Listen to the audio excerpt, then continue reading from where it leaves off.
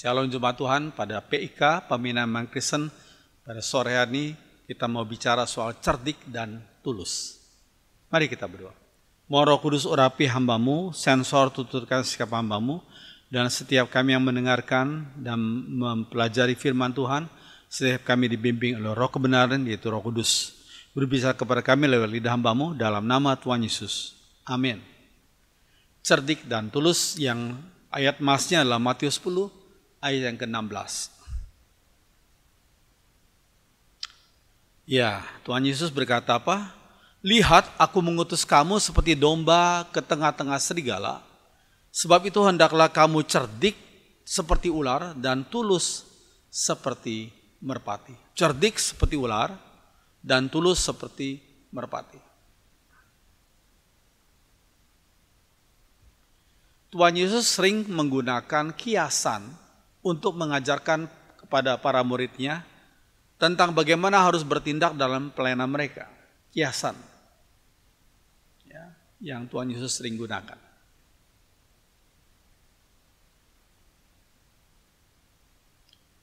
Sebelum mengajar mereka untuk cerdik dan tulus, Tuhan Yesus memperingatkan bahwa mereka diutus seperti domba di antara kumpulan serigala. Kita hidup seperti domba di tengah kumpulan serigala. Para serigala memang secara sengaja mau memangsa kawanan domba. Itu naluri mereka. Secara sengaja mau memangsa kawanan domba. Dunia, yang disebut dengan dunia dalam tanda kutip, adalah orang-orang yang melawan Tuhan, yang melawan kehendak Tuhan. Bertentangan dengan kehidupan umatnya, umat Tuhan.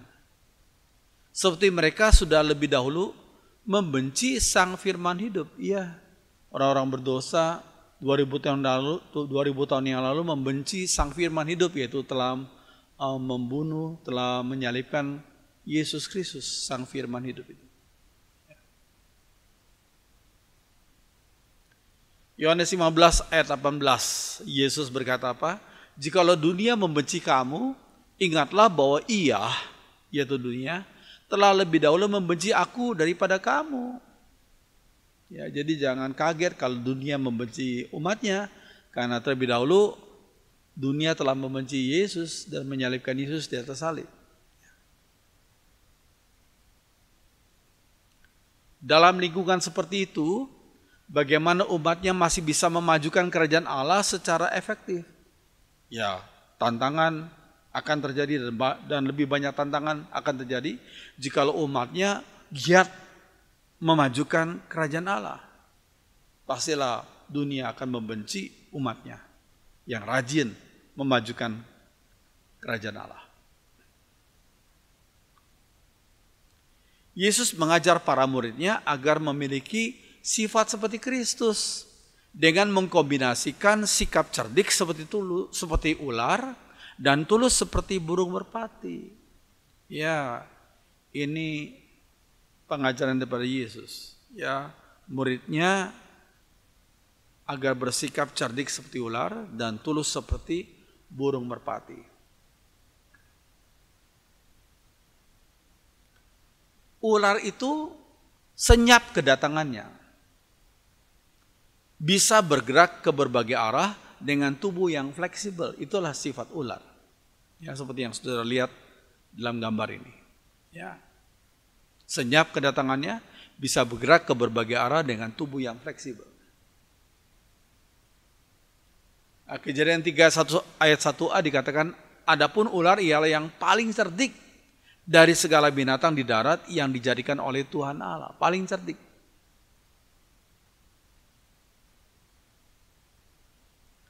Pada pihak lain, merpati itu tulus. Merpati termasuk dalam daftar binatang halal yang bisa digunakan sebagai korban dalam Taurat. Binatang halal. Lihat Imamat 14 ayat 22. Dikatakan, dan lagi 2 ekor burung tekukur atau 2 ekor burung merpati sekadar kemampuannya, yang seekor harus menjadi korban penghapus dosa, dan yang seekor lagi menjadi korban bakaran. Ya.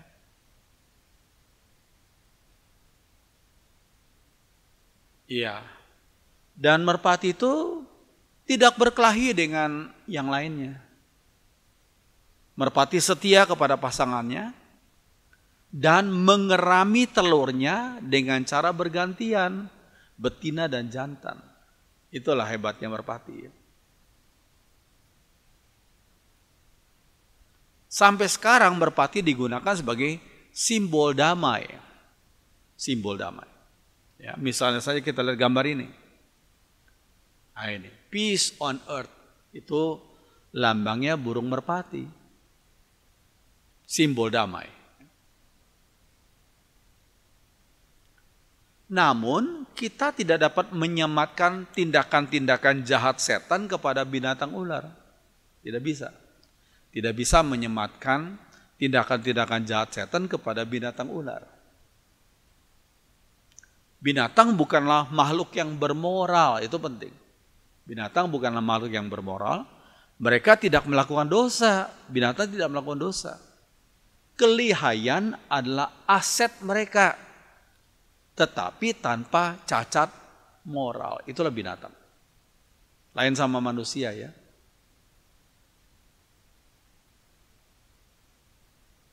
Nah, ular dan tongkat menjadi lambang kedokteran. Mengapa demikian? Seperti yang sudah lihat gambar itu ya. Yesus itu hanya menyinggung aspek positif dari ular, yaitu cerdiknya. Yesus hanya menyinggung aspek positif dari ular, yaitu cerdiknya. Ya, sekedar tentang lambang kedokteran itu ya. Lambang ular dalam kedokteran bernama Staff of Aesculapius. Staff of Aesculapius. Yang dilambangkan dengan sebatang tongkat dan satu ekor ular yang melingkarinya, yang melilitnya. Ya. Pada zaman Hippocrates, yang disebut sebagai bapak kedokteran itu dari Yunani ya. Pada zaman Hippocrates hidup, mereka yang sakit, orang-orang yang sakit akan ditempatkan pada kuil penyembuhan yang namanya healing temple, yang diberi nama Asclepieion. Asclepieion. Di pendopo kuil ini berkeliaran ular tak berbisa yang dipelihara sebagai bagian dari ritual penyembuhan para pasien. Ular nggak berbisa. Ya. Racun atau venom ini, racun ular ya, racun ular, venom ular itu, bila memasuki pembuluh darah akan mematikan. Ya, racun atau venom ular bila memasuki pembuluh darah manusia ya akan mematikan. Tapi jika diminum dengan menjadi obat, jika diminum dapat menjadi obat untuk menyembuhkan sejumlah penyakit.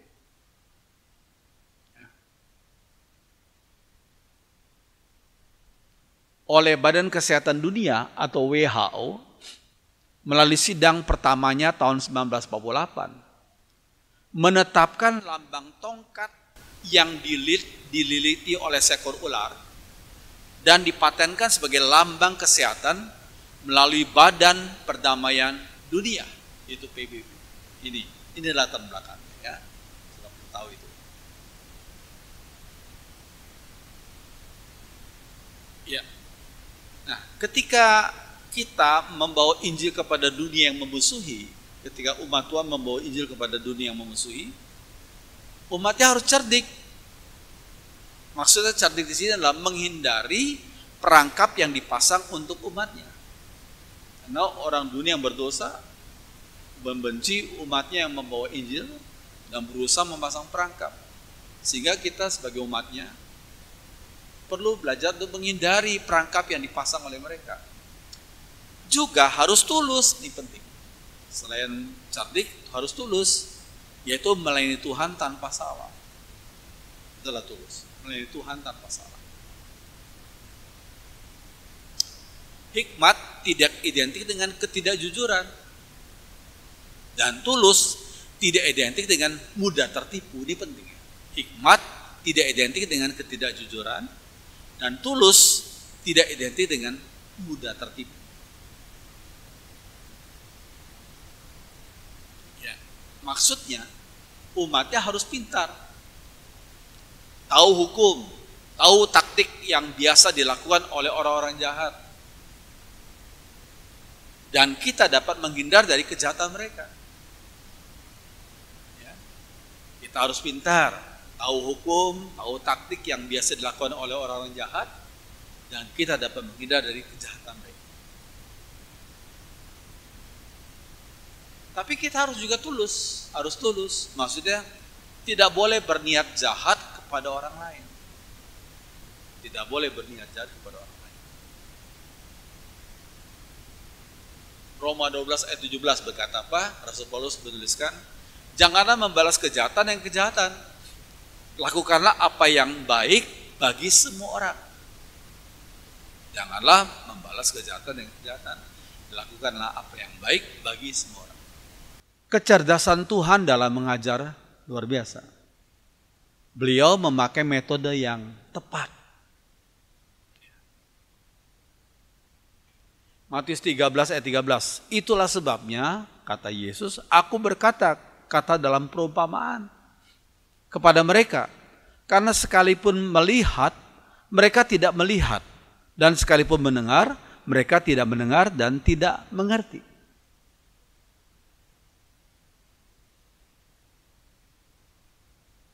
Ya, Matius 8 ayat 11 sampai 13. Lalu muncullah orang-orang Farisi dan bersoal jawab dengan Yesus. Untuk mencobai dia, mereka meminta daripadanya suatu tanda dari surga. Maka mengeluhlah ia dalam hatinya dan berkata, mengapa angkatan ini meminta tanda? Aku berkata kepadamu, sesungguhnya kepada angkatan ini sekali-kali tidak akan diberi tanda. Ia meninggalkan mereka, ia naik pula ke perahu dan bertolak ke seberang.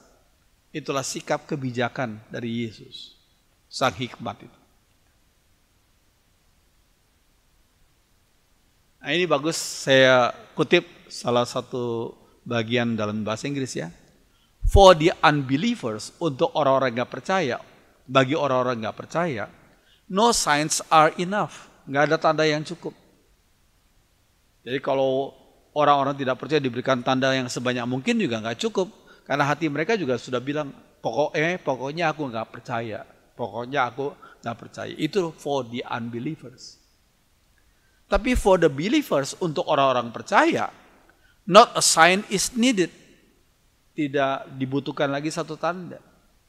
Ya, saya pikir bagus ya. For the unbelievers, no signs are enough. For the believers, not a sign is needed.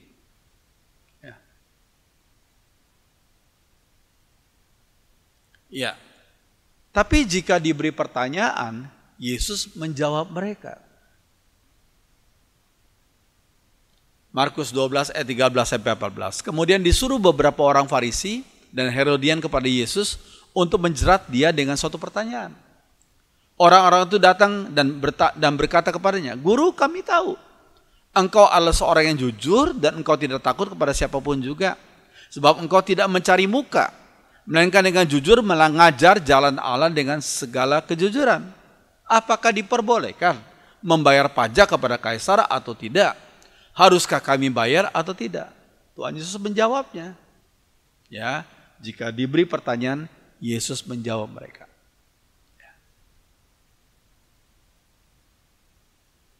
Oke. Nah, kita lihat Markus 12 ayat 15 sampai 17. Tapi Yesus mengetahui kemunafikan mereka, lalu berkata kepada mereka, mengapa kamu mencobai aku? Bawalah kemari satu dinar supaya kulihat. Lalu mereka bawa. Maka ia bertanya kepada mereka, gambar dan tulisan siapakah ini?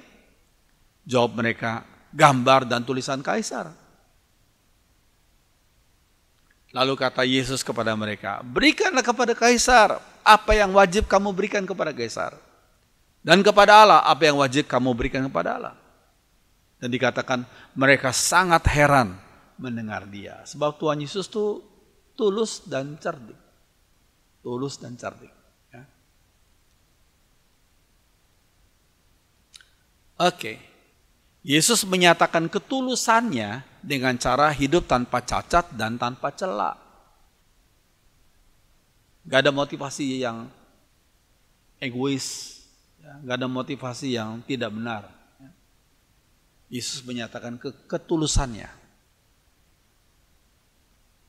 Ibrani 4 ayat 15 dikatakan, sebab imam besar yang kita punya bukanlah imam besar yang tidak dapat turut merasakan kelemahan-kelemahan kita. Sebaliknya sama dengan kita, ia telah dicobai, hanya tidak berbuat dosa. Hanya tidak berbuat dosa. Yohanes 8 ayat 46. Siapakah di antara kamu yang membuktikan bahwa aku berbuat dosa? Yesus malah menantangnya. Siapa di antara kalian yang bisa membuktikan bahwa aku berbuat dosa?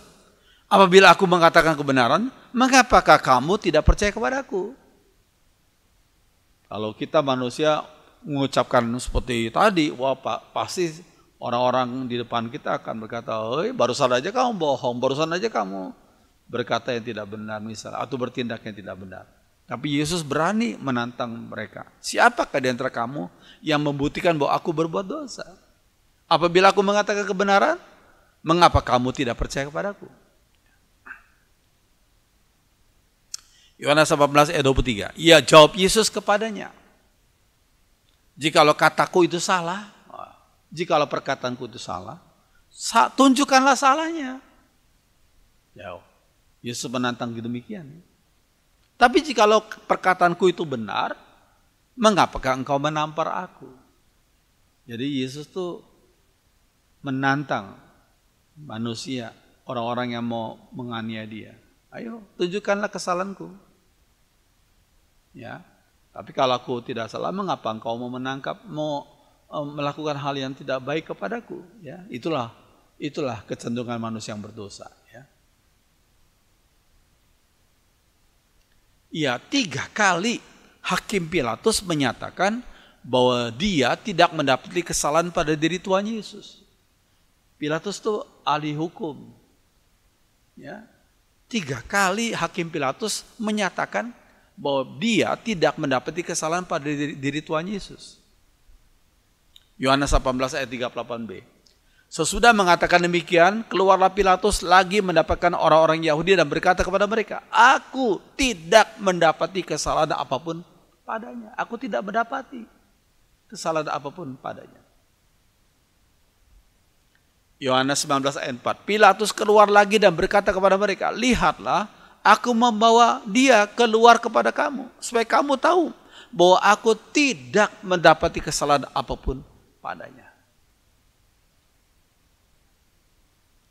Yohanes 19 ayat 6. Ketika imam-imam kepala dan penjaga-penjaga itu melihat dia, berteriaklah mereka, salibkan dia, salibkan dia. Kata Pilatus kepada mereka, ambil dia dan salibkan dia.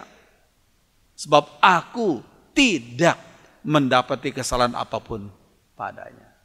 Luar biasa ya.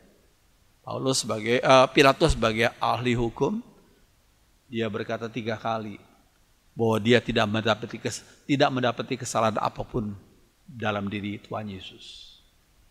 Puji Tuhan. Ya, bagaimana dengan Rasul Paulus? Kisah Rasul 2:31. Sambil menatap anggota-anggota mahkamah agama, Paulus berkata, hai saudaraku, sampai kepada hari ini aku tetap hidup dengan hati nurani yang murni di hadapan Allah. Dia berani berkata demikian. Sampai sekarang ini, sampai kepada hari ini, aku tetap hidup dengan hati nurani yang murni di hadapan Allah. 1 Korintus 9 ayat 27. Paulus berkata apa? Tetapi aku melatih tubuhku dan menguasainya seluruhnya.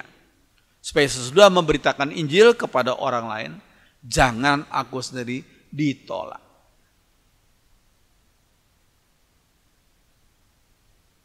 Iya. Nah, Paulus tuh pernah lupa untuk menggunakan haknya. Sehingga harus mengalami aniaya yang tidak perlu waktu itu.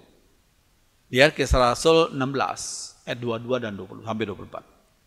Orang banyak pun turut menyerang Paulus dan Silas, dan pejabat-pejabat pemerintah mencabik pakaian dari tubuh kedua rasul itu, lalu menyuruh orang untuk mencambuk mereka berdua. Ya.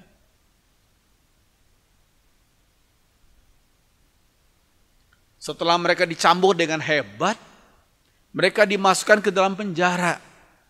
Kepala penjara disuruh menjaga mereka dengan ketat. Karena perintah itu, kepala penjara itu menahan mereka di kamar penjara yang paling dalam.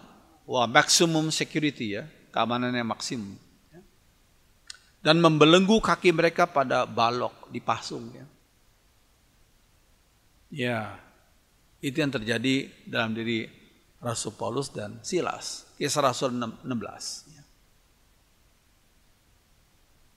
Nah, kita baca pasal 16 Kisah Rasul ayat 37 sampai 39. Tetapi Paulus berkata kepada petugas-petugas polisi itu, kami ini warga negara Roma. Waduh. Mereka yang menangkap Paulus juga baru tahu ya. Paulus itu adalah warga negara Roma. Tanpa diadili, kami sudah dicambuk di depan umum dan dimasukkan ke dalam penjara. Ini nggak boleh ya. Ini melanggar hukum. Warga negara Roma itu harus diadili dulu. Nggak boleh mereka mencambuk tanpa diadili lebih dahulu. Ya. Dan sekarang mereka menyuruh kami pergi dengan diam-diam. Kami nggak mau. Suruh pejabat-pejabat pemerintah itu datang sendiri ke sini melepaskan kami. Nah ini Paulus mulai sadar bahwa dia punya hak sebagai warga negara Roma. Ya. Petugas-petugas polisi itu melaporkan hal itu kepada pejabat-pejabat pemerintah Roma. Ketika pejabat-pejabat itu mendengar bahwa Paulus dan Silas warga negara Roma, mereka menjadi takut. Nah ini. Karena kalau Paulus laporkan itu kepada pimpinannya, wah mereka itu sudah bisa dihukum itu.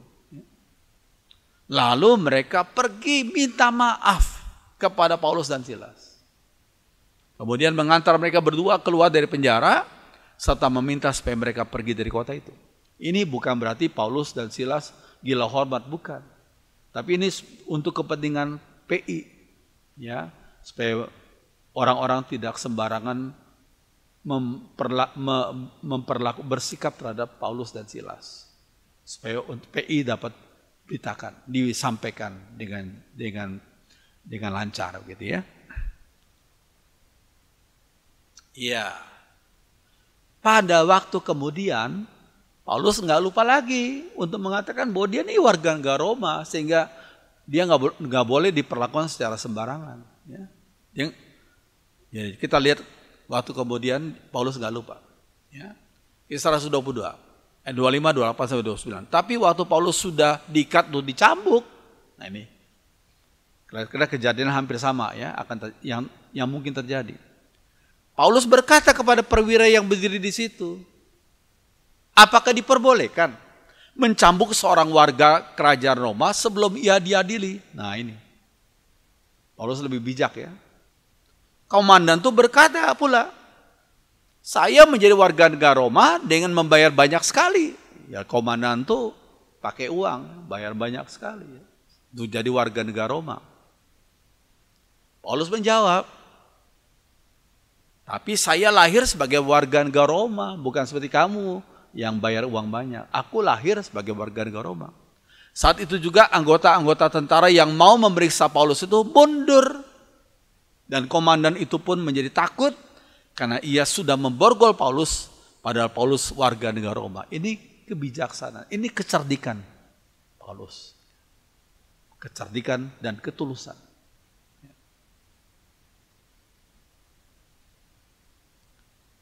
Bukan berarti Paulus menghindar untuk dianiaya karena salib Tuhan, bukan.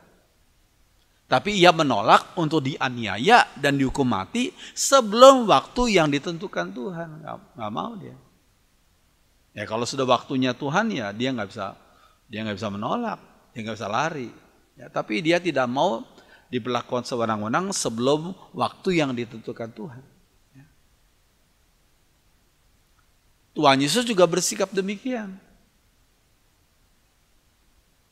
Sebelum selesai mengkader para muridnya, dan mengajarkan seluruh ajarannya, Yesus menghindar untuk bertemu head to head, bertemu langsung dengan para imam di Yerusalem dan tua-tua Yahudi.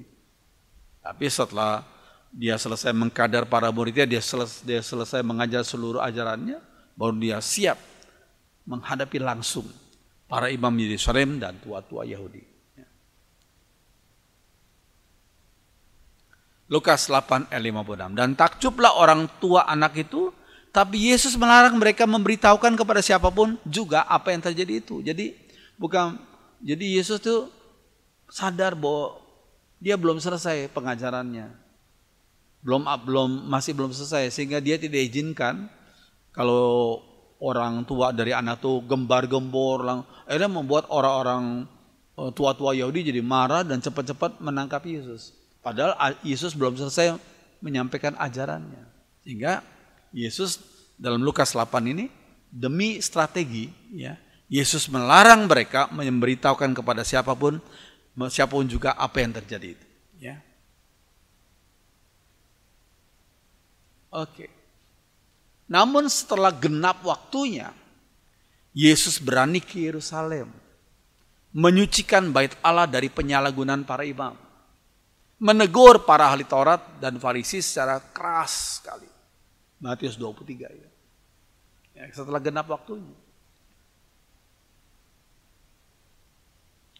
Dia, yaitu Yesus, siap disalibkan. Karena memang itulah motivasi utamanya untuk datang ke dunia. Disalibkan. Bagi orang berdosa. Bagi umat yang berdosa. Yohanes 12 ayat 27. Hatiku, kata Yesus, cemas. Apa yang harus kukatakan sekarang? Haruskah aku mengatakan, Bapa, luputkanlah aku dari saat ini? Tapi justru, kata Yesus, untuk mengalami saat penderitaan inilah aku datang. Jadi Yesus itu tahu persis apa rencananya datang ke dunia ini. Rela mati bagi umat yang berdosa. Dan dia bangkit dan tidak mati lagi kemudian. Ya, 3 hari kemudian. Ya. Puji Tuhan. Oke, Paulus itu sangat memperhatikan cara yang efektif untuk ber-PI. Cara yang efektif untuk ber-PI. Iya.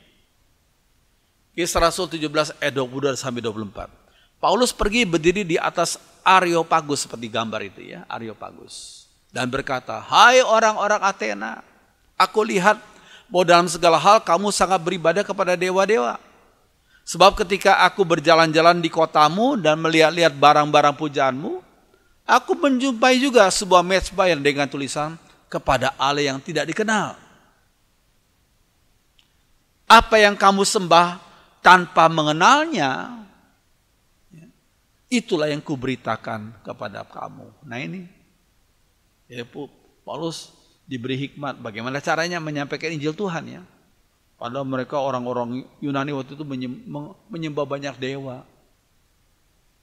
Tuhan Yesus itu bukanlah sekedar salah satu dewa. Tidak. Nah, Rasul Paulus melihat ada satu altar yang orang-orang Yunani menuliskan kepada Allah yang tidak dikenal. Nah, dari altar itu Paulus memberitakannya. Ya, di salah satu mezbahmu kalian menulis kepada Allah yang tidak dikenal. Nah, apa yang kamu sembah tanpa mengenalnya, itulah yang kuberitakan kepada kamu, yaitu Injil Tuhan. Puji Tuhan. Puji Tuhan. Ya. Oke. Bagaimana mengaplikasikan dalam kehidupan sehari-hari? Cerdik, kita harus cerdik. Umat harus cerdik. Maksudnya, kita tahu gelagat jahat dari orang-orang tertentu dan kita berusaha untuk menghindarinya, menghindari gelagat jahat itu. Jangan mau dipermainkan oleh mereka. Ya. Itu cerdik. Tapi umat Tuhan harus tulus. Kita tidak mau berbuat jahat kepada orang lain. Nggak mau kita berbuat jahat kepada orang lain. Ya. Semoga Tuhan memberi hikmat kepada kita umatnya untuk menerapkan prinsip yang penting ini dalam kehidupan pelayan kita sehari-hari. Amin. Biarlah firman Tuhan menjadi berkat bagi kita semua. Mari kita berdoa. Kami bersyukur untuk kesempatan kami boleh belajar firman Tuhan tentang tema tulus dan cerdik. Roh Kudus memberikan kami hikmat. Apa yang hamba-Mu sudah sampaikan, Tuhan meteraikan dalam hati kami masing-masing. Tolong kami bisa melayani Tuhan dengan tulus dan cerdik. Dan tolong kepada hamba-hamba-Mu yang melayani Tuhan di mana-mana, agar mempunyai sikap tulus dan cerdik. Terima kasih Tuhan, terima kasih untuk firman-Mu. Dengarkan doa kami dalam nama Tuhan Yesus. Amin.